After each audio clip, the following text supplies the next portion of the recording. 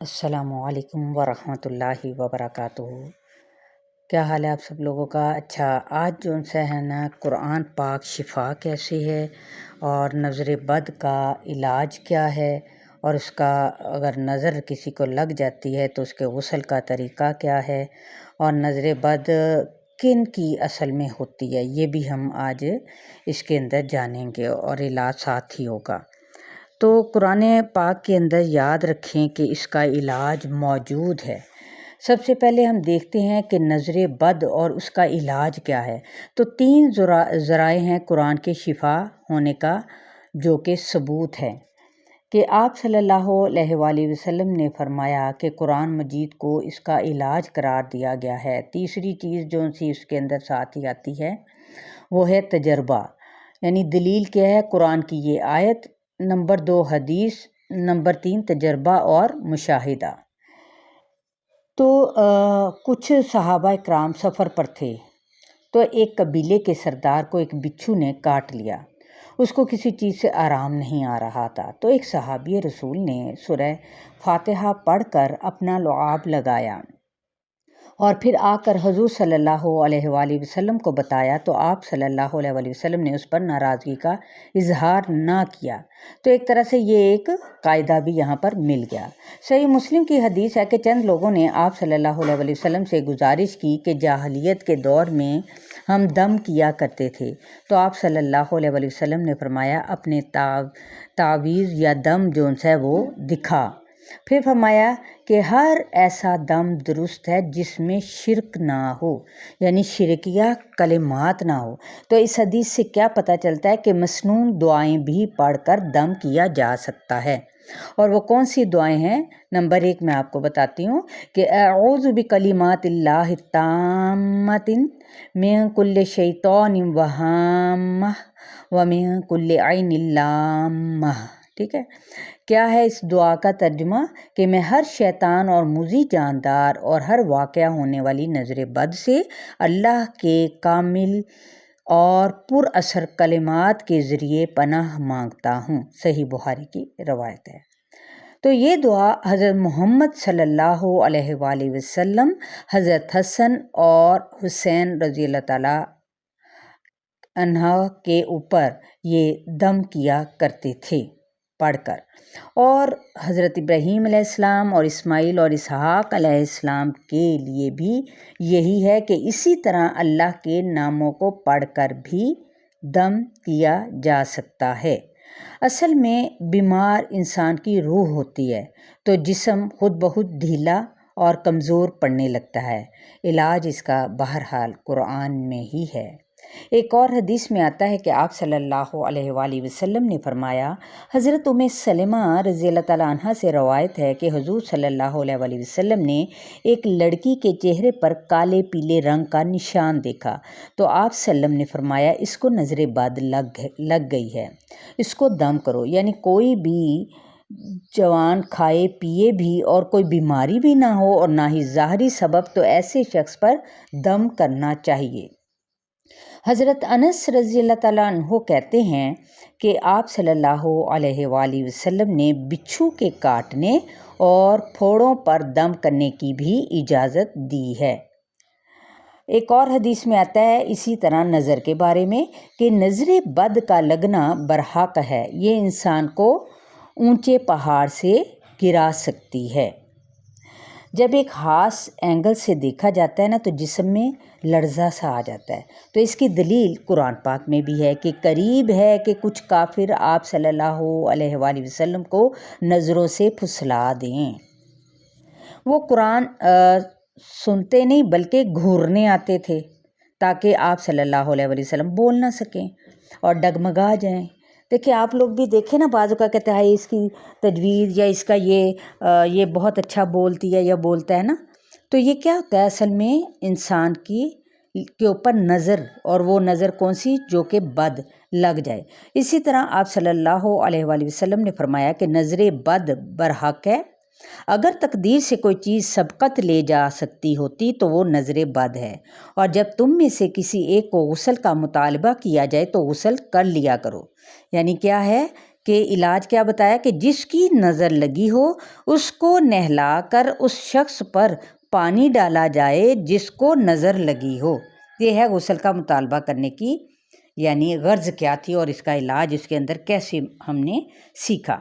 ایک اور حدیث میں بھی آتا ہے کہ آپ صلی اللہ علیہ وآلہ وسلم نے فرمایا کہ نظر بد انسان کو موت تک اور اونٹ کو ہانڈی تک پہنچا دیتی ہے۔ دیکھیں، انسان کو موت تک اور اونٹ جون سا ہے وہ ہانڈی تک، یعنی اس کو ذبح کر کے کھانا ہی پڑ جاتا ہے۔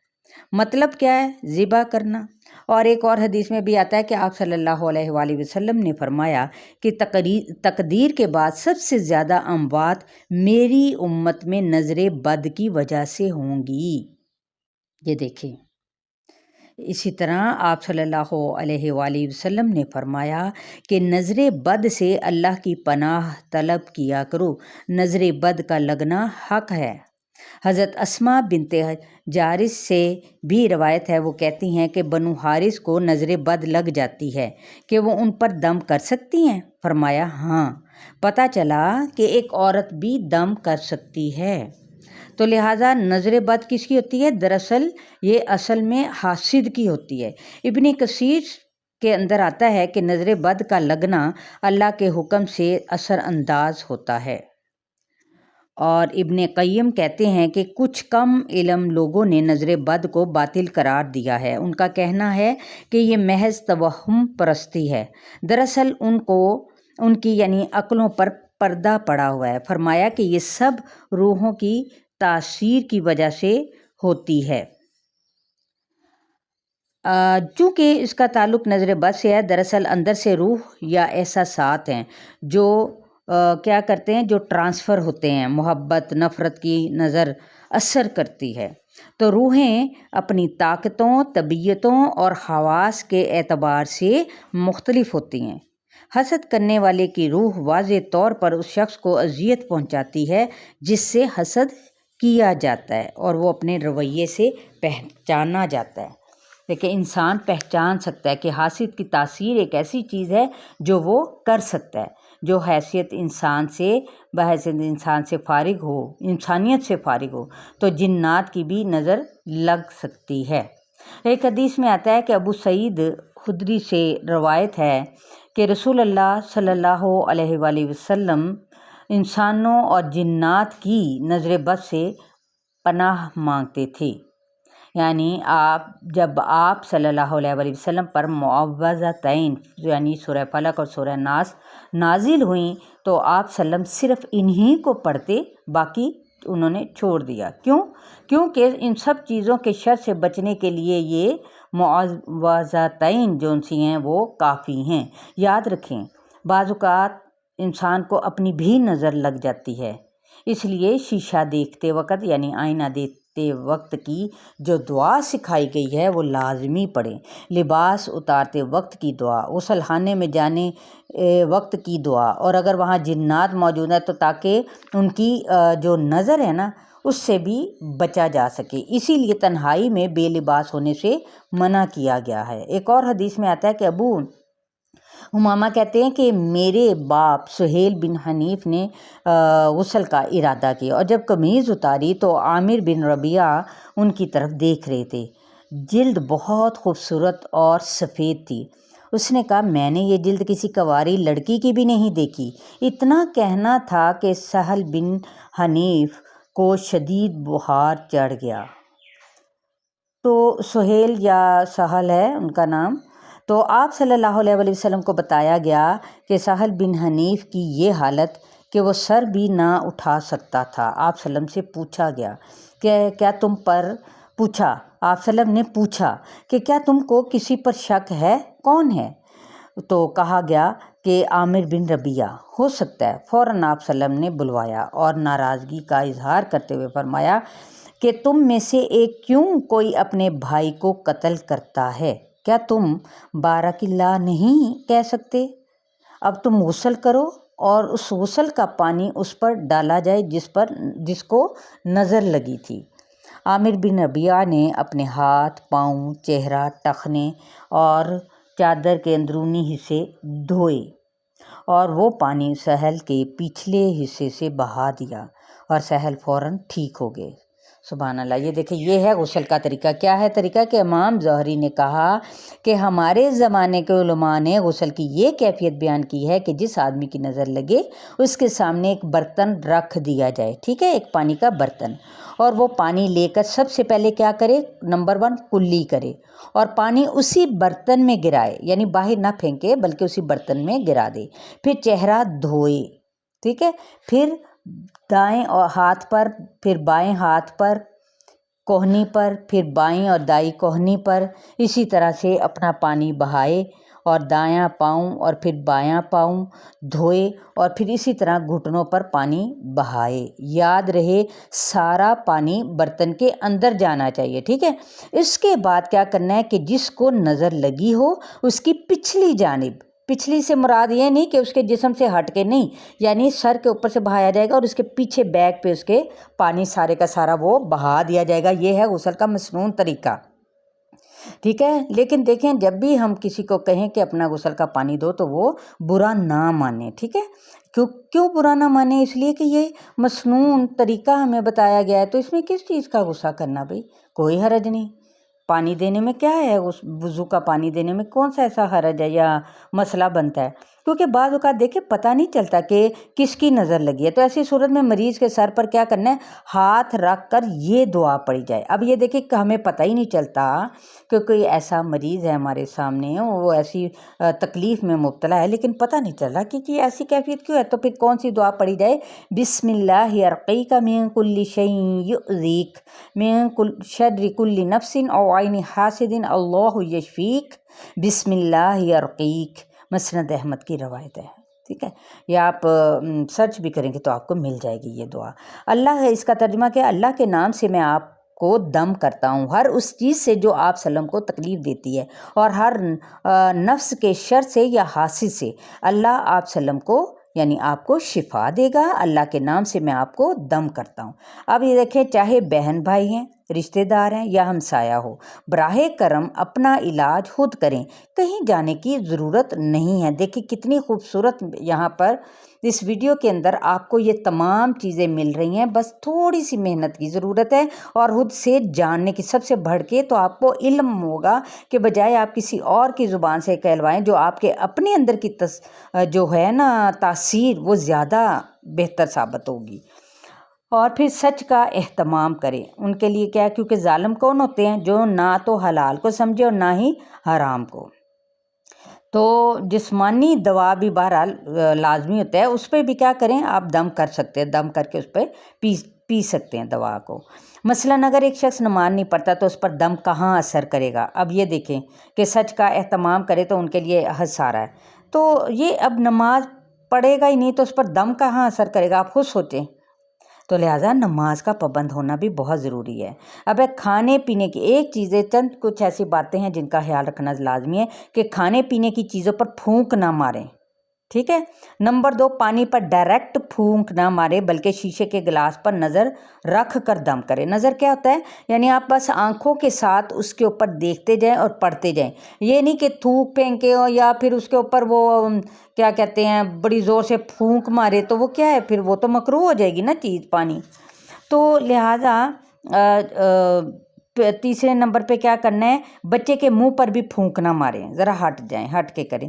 تو جو شخص نماز نہیں پڑھتا وہ اور والدین کی نافرمانی کرتا ہے تو اس پر دم بھی پھر یہ یاد رکھے کہ اثر نہیں کرے گا۔ بعض گناہ نیکی کی توفیق جون سی ہے نا وہ چھین لیتے ہیں، دم میں جون سی ہے نا وہ تاثیر یقین کے ساتھ آتی ہے، یاد رکھیں یقین کا ہونا لازمی ہے۔ پھر جیسے اب اگر آپ سے کوئی سوال کیا جائے کہ صدقہ اللہ کے نام پر ذبح کیا جائے، کیا اسے کھانا نہیں چاہیے؟ چیلوں کے لیے ہے، تو انسانوں سے بڑھ کر اس کا کوئی زیادہ حقدار نہیں ہے۔ حدیث میں آتا ہے کہ جس نے اللہ کے نام کے علاوہ جانور ذبح کیا اس پر لعنت کی گئی ہے۔ تو کھانے پینے کی چیزوں مثلاً انڈا وغیرہ کو بھی ضائع نہیں کرنا چاہیے، صدقہ بلاؤں کو ٹالتا ہے۔ مگر صرف کالا بکرا ہی نہیں، کوئی اور بھی چیز کو ذبح کیا جا سکتا ہے۔ اور پھر دوسرے نمبر پہ یہ بھی کہا جاتا ہے کہ صدقے کا گوشت خود بھی کھایا جا سکتا ہے، اگر نیت میں یہ نہ ہو کہ یہ میں نے کسی غریب کو دینا ہے، پھر تو نہیں کھا سکتے۔ اگر دیکھیں غریب کو دینا ہے نا، نیت کی ہوئی ہے تو آپ نے پھر اس کو ہی دینا ہے نا، اس کو دیں۔ تو دم یہاں پہ کیا پتہ چلتا ہے کہ 3 دن تک کیا جا سکتا ہے، بعض میں 4، بعض میں 7 اور بعض میں 40 دن تک بھی اور بعض میں 60 دن میں تک بھی دم کیا جا سکتا ہے، کیونکہ جتنا پرانا مرض ہوگا اتنا ہی لمبا علاج ہو سکتا ہے۔ تو لہٰذا جو ایک اور بھی ہے کہ سٹون جیسے ہوتے ہیں، سٹون نہیں ہوتے پتھر کے، اگر سٹون توہماتی طور پر شفا دیتا ہے تو یہ حرام ہے۔ دراصل ہر دھات کی اپنی اپنی تاثیر ہوتی ہے، اصل چیز نظر نہیں ہے بلکہ اس کے پیچھے کے جذبات ہیں، اور اصل میں چیز کا استعمال اس کو بدل دیتا ہے، یعنی آپ کسی چیز کا استعمال غلط کریں گے تو وہ ظاہر ہے اس کی حیت کو، اس کی نوعیت کو بدل دے گا، اس کی کیفیت کو بدل دے گا۔ تو اللہ تعالیٰ نے اسی سلسلے میں دیکھیں ایک دعا کا اور بھی ہمیں فرمایا ہے، اور وہ یہ ہے کہ بسم اللہ الرحمن الرحیم، بسم اللہ الذی لا یضر مع اسمہ شیء فی الارض ولا فی السماء وہو السمیع العلیم۔ یہ صبح و شام کی دعاؤں میں یعنی اس کے مسنون اذکار میں بھی بتایا گیا ہے، اور میں نے شام کے اذکار بھی اس پر دیے ہوئے ہیں، آپ اس کو بھی کھول کے سن سکتے ہیں۔ تو یہ اس کا ترجمہ کیا ہے کہ اس اللہ تعالیٰ کا میں نام لیتا ہوں جس کے نام کی وجہ سے زمین اور آسمان کی کوئی چیز نقصان نہیں پہنچا سکتی، اور وہ سننے اور جاننے والا ہے، ابو داؤد کی روایت ہے۔ تو لہٰذا 3 بار صبح 3 بار شام فرض کی طرح اسے پڑھیں، ٹھیک ہے۔ تو ایک چیز اور بھی چوتھے نمبر پہ آپ کو بتاتے چلوں کہ پیریڈز کے دوران بھی آپ دم کر سکتے ہیں۔ دیکھیں جنات جو ان سے ہوتے ہیں نا، وہ کن پر اثر انداز ہوتے ہیں اور کس کو ستاتے ہیں، آپ کو پتہ ہے؟ چلیں چلتے چلتے یہ بھی آپ چیز جان لیں، بہت اہم پوائنٹس ہیں، اور وہ یہ ہے کہ جو نجاست سے نہیں بچتا، یعنی جو اپنے آپ کو ہر وقت گندا ہی رکھتا ہے، پاکی نہیں اختیار کرتا، بس چھوٹی چھوٹی چیزیں اپنے آپ کو بس اسی میں یعنی پیشاب کے چھینٹوں سے نہیں بچتا، یا اپنے ناپاکی کے جو کپڑے ہیں اس کو پاک نہیں کر کے رکھتی، یعنی ایک عورت کے اگر ذمہ یہ بات آتی ہے تو ٹھیک ہے۔ تو اور دوسرے نمبر پہ جو نماز کی پابندی نہیں کرتا اور پاک ہی نہیں رہتا، مثلاً استنجا وغیرہ، جسم کے زائد بال ناخن زیادہ بڑھانا، یہ سب کیا ہیں؟ یہی چیزیں ایسی ہوتی ہیں جو کہ اثرات رکھتی ہیں، کن کے؟ جنات کے۔ تو اسی طرح تیسرے نمبر پہ اللہ کی حدود کو پامال کرنے والا، ٹھیک ہے۔ تو کیا ہے، روحانی مریضوں کی جو تعداد ہے نا وہ ویسٹ میں وہ بہت زیادہ ہے، جسمانی مریضوں سے زیادہ ہے۔ تو آپ دیکھیں پچھلی آیت میں بھی ہے قرآن الفجری، یعنی صبح کی نماز میں کوشش کریں لمبی لمبی صورتیں پڑھنے کی، کیونکہ لمبی صورتیں پسندیدہ ہے۔ چلیں آپ کو جتنی بھی آتی ہیں 7 8 ویسے کم از کم 30 تو ہوں، سورہ الملک میں بھی دیکھیں 30 آیات ہیں، تو چلیں اس سے بھی کم آپ پڑھ سکتے ہیں جتنی آپ کو حفظ ہو جائیں، لیکن دیکھیں چھوٹی چھوٹی چلے صورتوں کو 4 5 صورتیں اکٹھی آپ ملا کر پڑھ سکتے ہیں، اس طرح سے کر لیں۔ تو لہٰذا ہم نے یہاں پر اس کا علاج الحمدللہ یہاں پہ پا لیا ہے، اب عمل کرنا میرا اور آپ کا کام ہے۔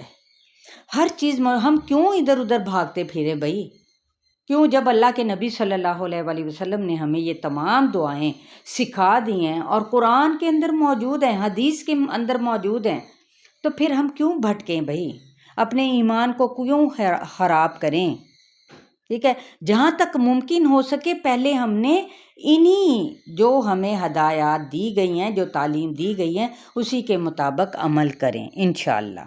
چلے آئیے آپ اور میں مل کر وعدہ کرتے ہیں انشاءاللہ تعالی ہم قرآن کے ذریعے سے اپنا علاج اور احادیث کے ذریعے سے اپنا علاج، مسنون علاج ممکن کر سکیں گے انشاءاللہ۔ السلام علیکم ورحمۃ اللہ وبرکاتہ۔